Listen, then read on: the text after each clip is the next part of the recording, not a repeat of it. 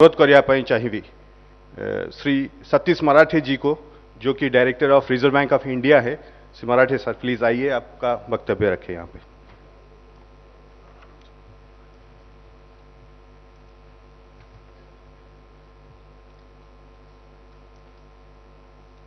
आदरणीय कैलाश जी चौधरी, सम्माननीय मंच और उपस्थित बहनों और भाइयों,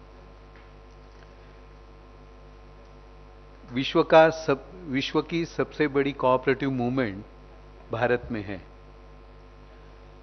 एक अनुमान लगाते हैं कि लगभग 8.5 lakh 8.5 lakh cooperatives are registered in the country, और उसकी टोटल मेंबरशिप अगेन एस्टिमेट है इट इज +30 करोड़। भारत की कोऑपरेटिव के बारे में और भी एक विशेषता है कि हमारी कोऑपरेटिव्स देश के 100% विलेजेस को कवर करती है। एक सर्वे में ऐसा भी जानकारी प्राप्त हुई है कि 75% रूरल हाउसहोल्ड्स ये कोऑपरेटिव से जुड़े हुए हैं। और ये सब देखते हुए मैं केंद्र सरकार का विशेष अभिनंदन करता हूं कि उन्होंने 2 साल पहले कोऑपरेशन के लिए नई मिनिस्ट्री भी बनाई और कोऑपरेटिव के माध्यम से ग्रोथ की एक बहुत बड़ा इनिशिएटिव भी शुरू किया।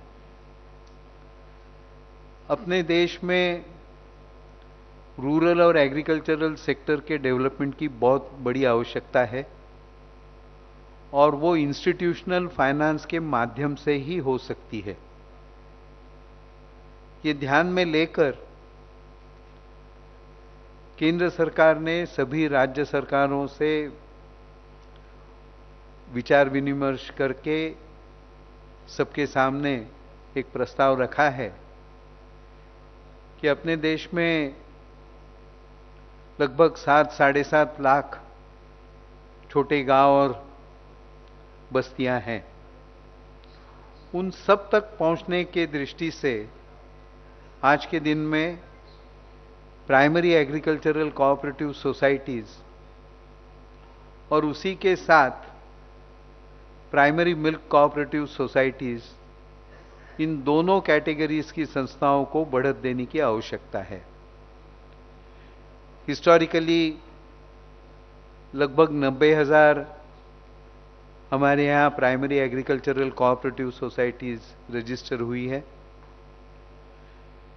रिपोर्ट करने वाली जो संस्थाएं हैं उनकी संख्या केवल 72,000 तक है और प्रॉफिट करने वाली पैक्स की संख्या और भी कम है, वो केवल 43,000 है।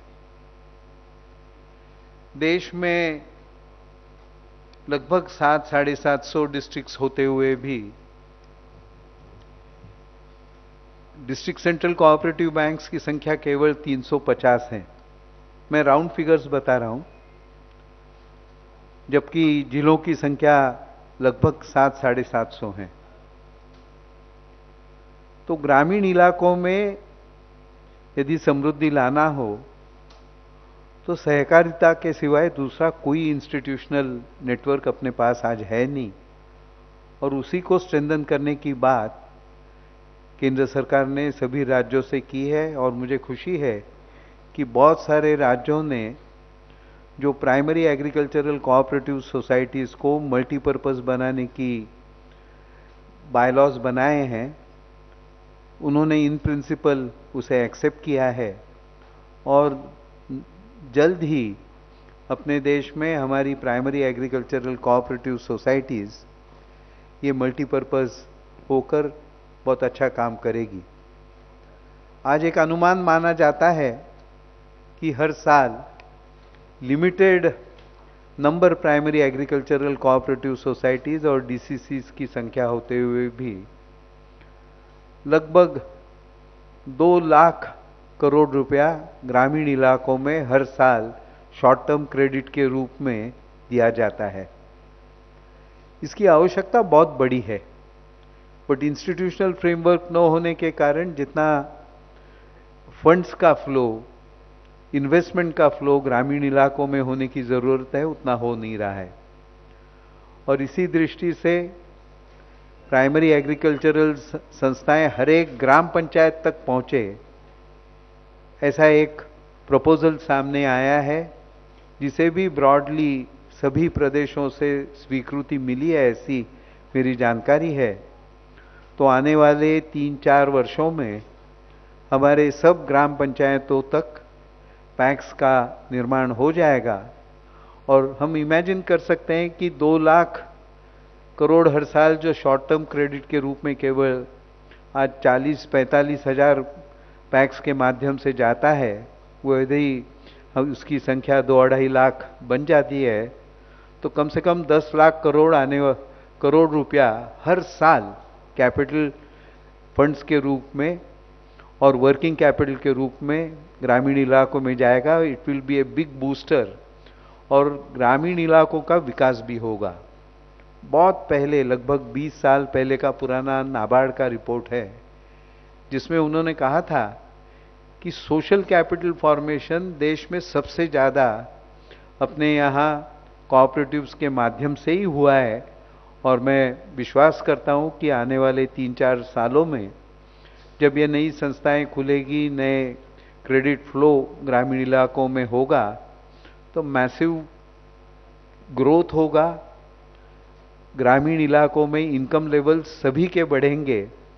और ये करते समय एक विशेष हम सब लोगों को ध्यान में रखने की आवश्यकता है कि जैसे हम एग्रीकल्चरल सेक्टर की बात करते हैं तो ग्रोथ और डबलिंग ऑफ फार्मर्स इनकम, इसको बूस्ट देने के लिए एनिमल हस्बेंड्री, डेयरी और फिशरीज, ये तीनों का बहुत बड़ा रोल होने वाला है। मैं आर्गस को विनती करूंगा कि अगले बार जब आप ऐसा कोई कार्यक्रम करते हैं तो उड़ीसा को बहुत बड़ा कोस्टल बेल्ट है और वाटर बॉडीज भी उड़ीसा में बहुत बड़ी संख्या में हैं। तो फिशरीज कोऑपरेटिव्स को भी जोड़ना चाहिए।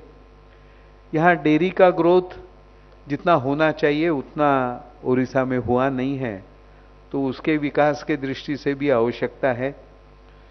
पूरे देश में डेयरी का सेक्टर का ग्रोथ विशेष करके वेस्टर्न इंडिया में हुआ है, यानी पूरे आप हम हरियाणा पंजाब से लेते हैं तो राइट अप टू केरला इस वेस्टर्न बेल्ट पे हुआ है।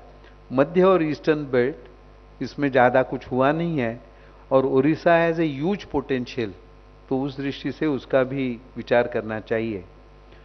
मेरा निवेदन मैं पूर्ण करने के पहले कुछ फिगर्स जो मैं इंटरनेट पे ले पाया वो उड़ीसा के बारे में मैं आप सबके सामने रखना चाहूँगा कि उड़ीसा स्टेट में 30 जिले हैं, but there are only 17 district central cooperative banks. और अपने प्रदेश में उड़ीसा में लगभग 51,000 विलेजेस हैं, जबकि पैक्स की संख्या केवल 2,700 है। It almost amounts to 1 PACS, एक ग्रामीण विकास संस्था 20-22 गांवों को कभी ना कभी ये करती है।